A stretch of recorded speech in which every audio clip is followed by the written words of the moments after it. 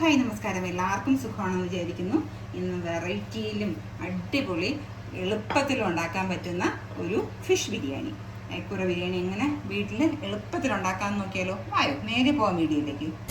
ഇതിലേക്ക് അയക്കൂറ മീനാണ് എടുത്തിട്ടുള്ളത്. ഒരു 6 പീസ് മീൻ ഞാൻ എന്താ എടുത്ത് വെച്ചിട്ടുണ്ട്. ഇതേപോലെ കട്ട് ചെയ്ത് എടുത്ത് വെച്ചിട്ടുണ്ട്. അപ്പം മീനിനൊന്ന് ഷാലോ ഫ്രൈ ചെയ്യണം.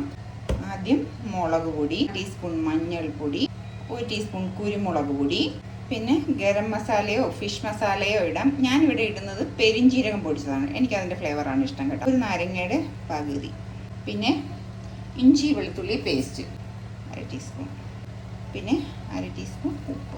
ഉപ്പ് അവരവരുടെ ആവശ്യത്തിനനുസരിച്ചിട്ട് ഇട്ടോളണം കേട്ടോ. എന്നിട്ട് ഇതിനെ കൈ കൊണ്ട് നന്നായിട്ട് മിക്സ് ചെയ്ത് ഇതേപോലെ മിക്സ് ചെയ്തിട്ടുണ്ട്. ഇനി നമ്മൾ ഏത് ഓയിലാണ് ഫ്രൈ ചെയ്തെടുക്കണം ആ ഓയിൽ ഒഴിച്ചു കൊടുക്കുക, അല്ലെങ്കിൽ നോർമലായിട്ട് വെള്ളം ഒഴിച്ചു കൊടുത്താലും മതി കേട്ടോ. ഇതുപോലെ കുറച്ച് വെള്ളം കൂടി ഒഴിച്ച് ഒന്ന് ലൂസാക്കുക. ഞാൻ എന്താ നന്നായിട്ട് എല്ലായിടത്തും പിടിപ്പിച്ചിട്ടുണ്ട്. ഇനിയിപ്പോൾ ഇതാ ഇത്ര മസാല ഉണ്ട്, ഇത് കളയണ്ട കേട്ടോ. ഇത് വെച്ചേക്കും, നമുക്ക് ആ മസാല ചേർക്കൂലേ, അപ്പോൾ കൂടി ഈ മസാലയും കൂടി അങ്ങ് ചേർക്കാം. ഇതവിടെ ഇരിക്കട്ടെ. നമുക്ക് ഉള്ളിയൊക്കെ വഴറ്റുന്ന നേരം വരെ ഒരു 10 മിനിറ്റ് ഇതവിടെ ഒന്നും ഇരുന്നോട്ടെ. നിങ്ങൾ വെളിച്ചെണ്ണയിലാണ് ഉണ്ടാക്കുന്നതെങ്കിൽ ഒരു പ്രത്യേക ടേസ്റ്റാണ് കേട്ടോ. ഞാൻ എന്തായാലും വെളിച്ചെണ്ണയിലാണ് ഉണ്ടാക്കുന്നത്. നിങ്ങൾ സൺഫ്ലവർ ഓയിൽ ഒഴിച്ചാലും ഉണ്ടാക്കിയാലും മതി കേട്ടോ. വെളിച്ചെണ്ണ ഒഴിച്ചു കൊടുക്കുന്നുണ്ട്. ഒരു 2 ടേബിൾ സ്പൂൺ ഓയിൽ. ഓയിൽ നന്നായിട്ട് ചൂടാവട്ടെ. ഇപ്പോൾ അതാ നമ്മുടെ ഓയിലൊക്കെ നന്നായിട്ട് ചൂടായി വന്നിട്ടുണ്ട്. ഇനി നമുക്ക് ഈ ഫിഷിനെ ഒന്ന് ഫ്രൈ ചെയ്തെടുക്കാം. ഫിഷ് ഫ്രൈ ചെയ്തെടുക്കുമ്പോൾ നല്ലപോലെ മൊരിച്ചൊന്നും എടുക്കണ്ട കേട്ടോ.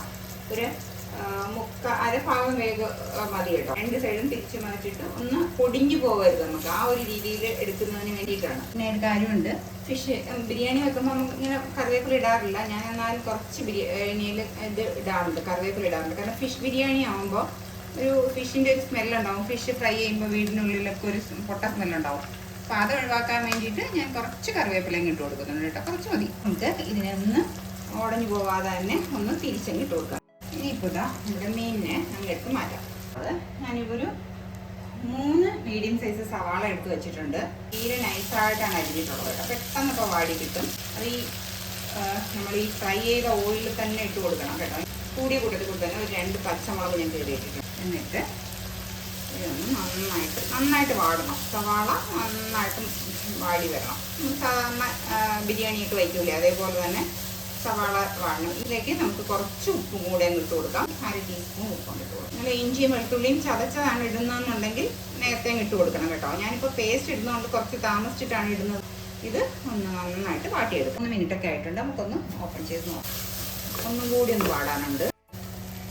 കണ്ടാ ഉള്ളിയൊക്കെ നന്നായിട്ട് വാടി വന്നിട്ടുണ്ട്.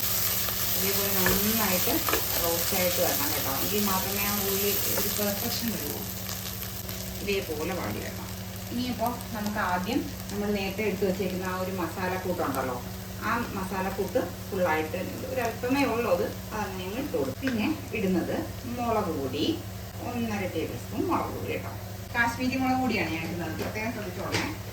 മഞ്ഞൾപ്പൊടി, ഞാൻ മല്ലിപ്പൊടി ഇടാറുണ്ട്. കുരുമുളക് പൊടി, ഗരം മസാല. ഇനി ഇതിലേക്ക് നമ്മൾ ഇഞ്ചി വെളുത്തുള്ളി ഇട്ട് കൊടുത്തിട്ടുള്ള ഒരു നല്ലതുപോലെ വഴറ്റിയെടുത്തിട്ടുണ്ട്. ഇനിയിപ്പോൾ ചെയ്യാനുള്ളത് ഒരു വലിയ തക്കാളിക്കായിട്ട്, ചെറുതാണെങ്കിൽ 2 എണ്ണം എടുക്കണം. തക്കാളിക്ക്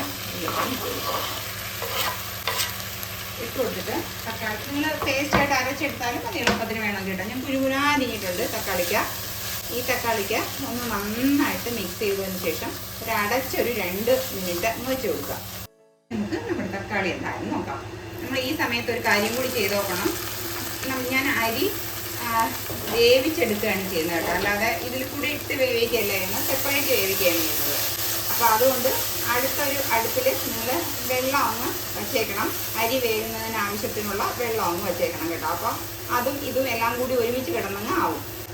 ഇതിലേക്ക് ഒരു 3/4 കപ്പോളം തൈര്. ഇനി ഇതിലേക്ക് അരമുറി നാരങ്ങ നീരും കൂടി ഞാൻ വെക്കുന്നുണ്ട്. ബാക്കിയെല്ലാം നിങ്ങൾ ഈ സമയത്ത് മസാലയിലുള്ള ബാക്കികളെല്ലാം കറക്റ്റ് തന്നെ നോക്കണം. എരിവ്, ഉപ്പ്, പുളിപ്പ് എല്ലാം കറക്റ്റ് തന്നെയാണ് ഇപ്പം നോക്കി കൊടുത്തോളണം കേട്ടോ. ഇറക്കി അതിൻ്റെ മുകളിലോട്ട് വെച്ചു കൊടുക്കും. അപ്പം ആ മീനിലോട്ട് ആ ഫ്ലേവർ ഒന്ന് ഇറങ്ങി കിട്ടുന്നതിന് വേണ്ടിയിട്ടാണ് ഇങ്ങനെ വെച്ച് കൊടുക്കുന്നത് കേട്ടോ. അടുപ്പിൽ വെള്ളം നന്നായിട്ട് തിളച്ചു തുടങ്ങിയിട്ടുണ്ട്. ഇതിലേക്ക് ഹോൾ സ്പൈസസ്, പട്ട, ഗ്രാമ്പു, ഏലക്ക ഇതെല്ലാം ഞാൻ ഇട്ട് കൊടുത്തിട്ടുണ്ട് കേട്ടോ. എന്നിട്ട് ഇതിലേക്ക് ഉപ്പ് ആവശ്യത്തിന് ഉപ്പിട്ട് കൊടുക്കണം. ഉപ്പ് കുറച്ചൊന്ന് മുന്തി നിൽക്കണം. ആ രീതിയിൽ അറിയാമല്ലോ, എല്ലാവർക്കും അറിയായിരിക്കും. അതിട്ട് കൊടുക്കുക.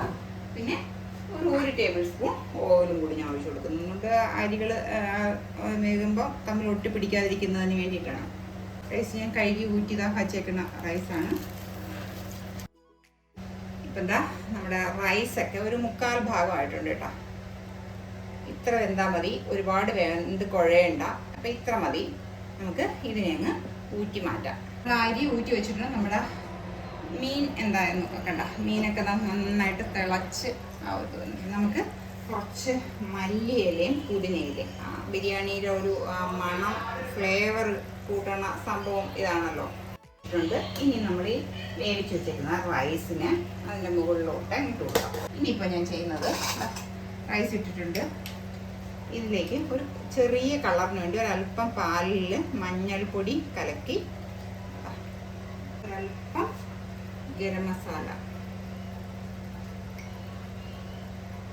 ആ ഒരു റൈസിൻ്റെ ഒരു ഫ്ലേവറിൽ കിട്ടുന്നതിന് വേണ്ടിയിട്ട് ഒരല്പം ഗരം മസാല. പിന്നെ ഇടുന്നത് കുറച്ച് റൈസിൻസ് കേട്ടോ.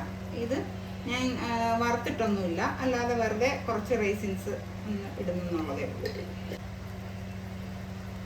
ഇതിൻ്റെ ഇടയ്ക്ക് ഞാൻ മല്ലിയില പിന്നെ ഇടുന്നില്ല കേട്ടോ. ഫുള്ളായിട്ട് ഞാൻ ഇട്ട് കൊടുത്തിട്ടുണ്ട്. ഇനി ഇപ്പോൾ ചെയ്യാനുള്ളതെന്ന് പറയുന്നത്, കുറച്ച് ഗരം മസാല നേരത്തെ ഇട്ട് കൊടുത്ത കണക്ക് അതിൻ്റെ പുറത്ത് നമ്മൾ എടുത്ത് വെച്ചിരിക്കുന്ന ആ ഒരു മഞ്ഞൾപ്പൊടിയുടെ ആ ഒരു കൂട്ടുണ്ടല്ലോ,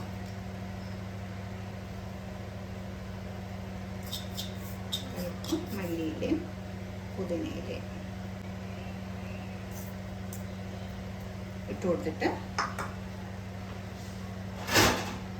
ശേഷം ഇതിലേക്ക് ഒരു ടേബിൾ സ്പൂൺ നെയ്യ് മൊത്തത്തിലൊന്നങ്ങ് സ്പ്രെഡ് ചെയ്ത് കൊടുക്കും. അപ്പം ആ ഒരു മണം അങ്ങ് കിട്ടുന്നതിന് വേണ്ടിയിട്ടാണ് കേട്ടോ.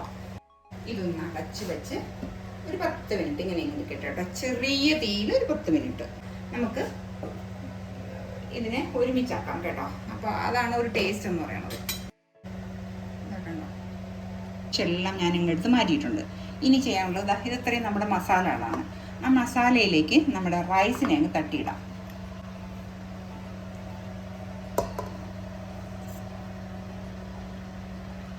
റൈസിനെ തട്ടിയിട്ട് ആ മസാലയും റൈസും കൂടി ഒരുമിച്ച് മിക്സ് ചെയ്യണം കേട്ടോ.